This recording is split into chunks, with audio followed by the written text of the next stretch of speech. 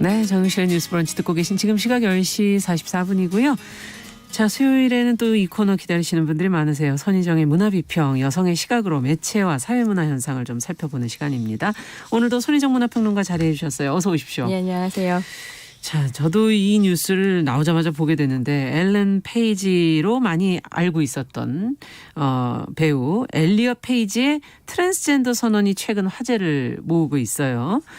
트위터를 통해서 커밍아웃을 했다고 하는데 어떤 내용인지 먼저 좀 전해드리면서 얘기를 좀 살펴보도록 하죠. 네, 페이지는 말씀하신 것처럼 뭐 트위터, 인스타그램, 페이스북 다양한 SNS를 통해서 지난 12월 1일에 나는 트랜스젠더이고 나를 가리키는 대명사는 he, they이며 내 이름은 엘리엇이라고 커밍아웃했습니다. 그리고 이런 과정을 여러분과 나눌 수 있어서 행복하고 트랜스젠더인 나 자신을 사랑한다고 덧붙였습니다. 전 세계에서 응원과 지지의 목소리가 터져나오고 있습니다. 그렇군요. 그 엘리엇 페이지의 그 커밍아웃이 이번이 처음이 아니라고 그러는데 그럼 언제 처음 했다는 건지 네. 그 이후에는 그럼 어떻게 살아온 건지 궁금하네요. 네, 그렇습니다. 지난 2014년 2월에 미국 라스베가스에서 열린 인권 캠페인 컨퍼런스에서 네. 엘리엇 페이지가 첫 번째 커밍아웃을 했었는데요. 자신이 동성애자임을 밝혔습니다. 그때도 역시 뜨거운 지지를 받았었는데 온라인에서 이 커밍아웃 연설을 쉽게 찾아보실 수 있어요. 그러니까 엄청 긴장한 얼굴로 내가 변화를 만들 수도 있기 때문에 이 자리에 섰다고 말하면서 유명인으로서 사회적 책임을 느낀다고 덧붙였습니다. 사실 페이지 정도의 셀레브리티가 커밍아웃 한다는 건 성소유자 가시화에 정말 의미 있는 사건이었거든요. 그렇죠. 워낙 스타니까요. 네, 그래서 그 이후로도 이제 성소유자로서 목소리를 내왔고 2017년에는 성소유자로서 경험한 차별과 폭력을 폭로하면서 미투 운동에 참여하기도 했습니다. 네. 근데 저는 이제 페이지의 커밍아웃 여정을 보면서 물론 그 고민의 과정을 다 알 수는 없지만 정체성이라고 하는 게 나자마자 확정되어서 쭉 고정되어 있는 게 아니라 유동적인 변할 수 것이고 있다. 한편으로는 내가 누구인지 계속 탐구해 가면서 스스로를 이제 발견할 수 있다라는 생각을 좀 하게 됐습니다. 그러네요. 이 엘리엇 페이지의 이번 이 트랜스젠더 선언에 보니까 매체 반응도 상당히 뜨거운 것 같고 네. 그리고 팬들도 무척 많이 뭐 어떻게 보면 좀 호의적인 반응들이 많았다 이렇게 네, 볼 수 있지 않습니까? 굉장히 지지의 목소리가 많이 나오고 있고 동료들이 또 엄청나게 지지를 지금 하고 있어요. 그래서 무엇보다 엘리엇 페이지의 배우자이자 굉장히 유명한 안무가인 엠마 포트너는 트랜스, 퀴어, 논바이너리인 사람들은 이 세상의 선물이다. 나 역시 트랜스의 인생을 열렬히 지지하는 것에 동참할 것이다 라고 밝히면서 이번 커밍아웃에 파트너로서 함께하고 있다라는 사실을 알렸고요. 또 지금 페이지가 출연 중인 넷플릭스 오리지널 드라마 중에 엄브렐러 아카데미라는 드라마가 있는데 이 드라마의 팀과 배우들은 우리의 슈퍼히어로 페이지가 자랑스럽다. 그래서 축하 메시지를 보냈습니다. 네. 좀 인상적인 건 넷플릭스의 경우에는 페이지가 커밍아웃 하자마자 드라마 출연진 이름에 엘렌 페이지라고 써져 있었을 거잖아요. 그렇죠. 이거 전부 다 엘리엇 페이지로 수정하고 이제 시즌 3 엄브렐라 아카데미 시즌 3에 촬영이 들어갈 텐데 이 시즌 3에 엘리엇 페이지와 함께할 것을 기대하고 있다고 밝혔습니다. 네. 그리고 이제 다른 매체랑은 다른다는 그런 말씀이시네요. 넷플릭스는 워낙에 이제 소수자 정책도 잘 되어 있는 편이고요. 전 세계 팬들은 페이지의 커밍아웃을 환영하면서 뭐 해시태그 엘리엇 페이지, 뭐 해시태그 당신의 진실을 말해주세요 이런 것들을 붙이면서 축하하고 있습니다. 예.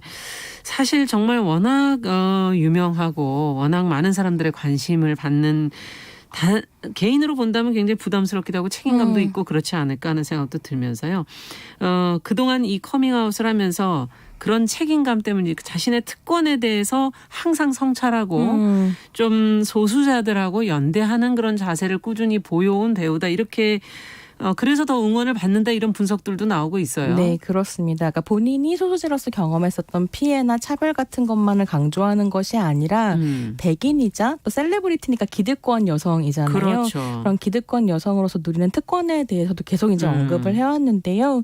2014년에 동성애자로 커밍아웃 할 때도 그런 언급을 했었고 미투 때도 마찬가지였습니다. 그러니까 말하자면 저소득층 여성, 비백인 여성, 트랜스젠더나 퀴어 여성, 원주민 여성 가족들이 이 사실 여성에 대한 폭력이 더 취약하다라는 사실 재차 그렇죠. 강조했고요. 자신은 백인 레즈비언으로서 특혜를 받았고 특권을 가졌다. 백인 우월주의는 비백인들을 침묵시킨다. 우리가 귀 기울여야 하는 것은 그 사람들의 목소리다라고 이야기를 하면서 연대의 목소리를 내기도 했고요. 이번 커밍아웃에서도 2020년에만 미국에서 최소한 40명의 트랜스젠더가 살해를 당했는데 혐오 범죄에 의해서 네, 대부분이 흑인이거나 라틴계 여성이었다라고 이런 통계를 인용하면서 이렇게 누가 더 소수자로서 폭력과 차별에 노출되어 있는지를 강조하고 명백하네요. 네, 그 수치만으로도. 함께 하겠다라고 이야기했습니다. 네, 그렇군요.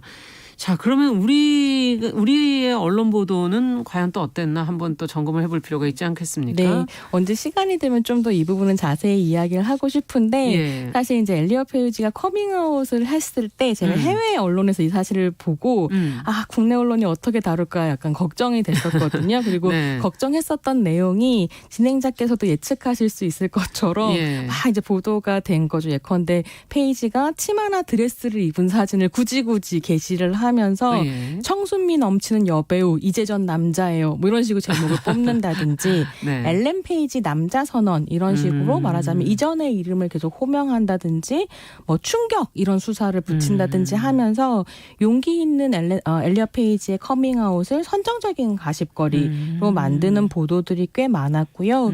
이런 식으로 남자 선언 이런 표현들은 정확한 정보를 사실 전달하고 있지도 않습니다.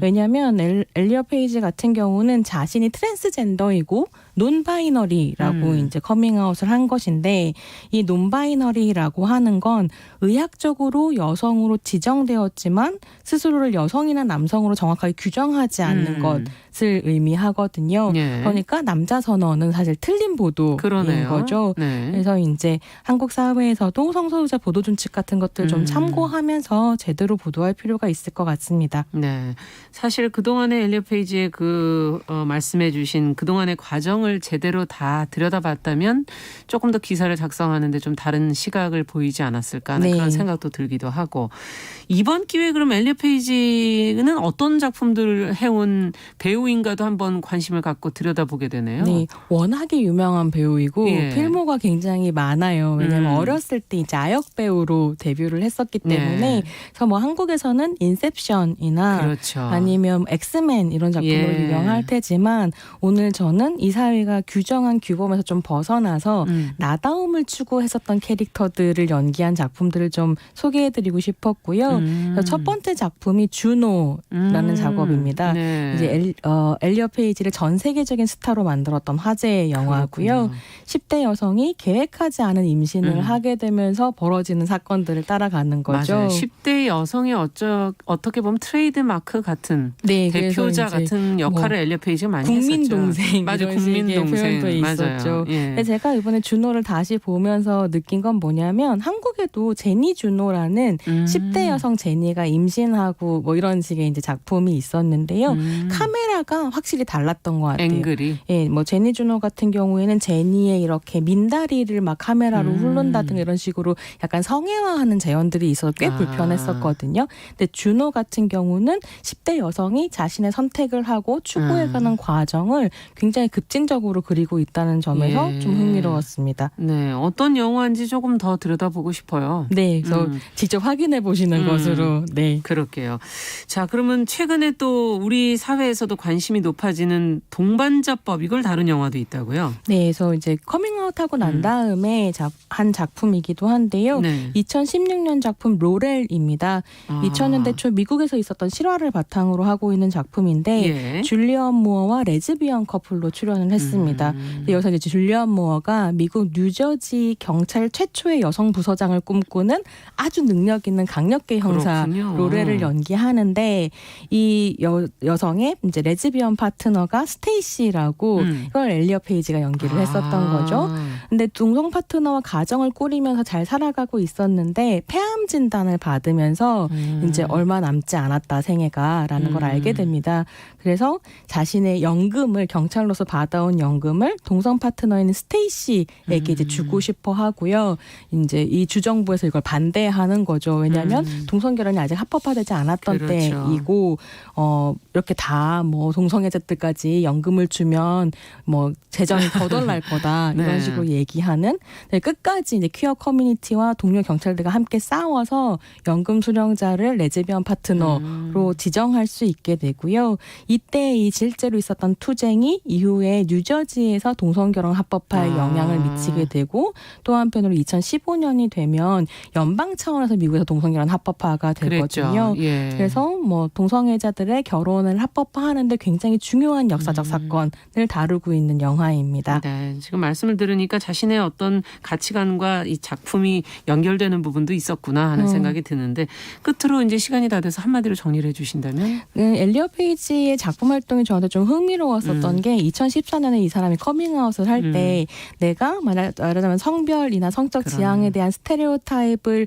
고정시키는 한류 산업에 있으면서 성소수자로 커밍아웃하는 게 좀 어색하다 이런 말을 했었어요. 근데 작품 활동을 보면 그런 스테레오타입을 깨는 작품들도 꽤 많이 해왔다. 이런 예. 가시성을 계속 보는 것이 즐겁다라는 이야기를 좀 드리고 싶습니다. 네, 손혜정의 문화비평 여기서 저희가 마치도록 하겠습니다. 오늘 말씀 잘 들었습니다. 정유실의 뉴스 브런치 수요일 순서도 같이 인사드리겠습니다. 내일 뵙겠습니다.